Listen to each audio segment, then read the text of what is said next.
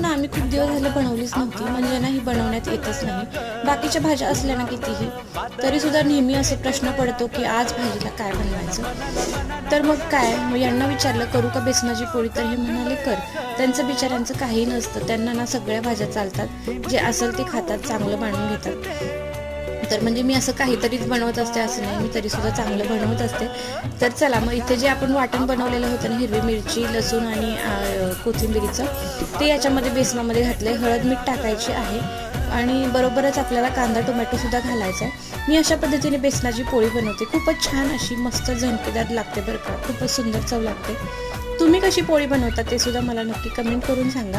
तर इथे हा ऑइल डिस्पेन्सर आहे ना, तो मला नवीन आलेला आहे. 100 रुपयामध्ये 2 मिळालेले आहेत. तर किचन प्रोडक्ट्सवरती ना मी एक मोठा व्हिडिओ बनवलेला आहे, तो सुद्धा नक्की खाली दिलेला आहे लिंक, त्याच्यावर जाऊन ती चेक करा. तर असं आहे आजचं आमचं सिम्पलचं जेवणाचं पार्ट. चला इथे सेंड करते. बाय.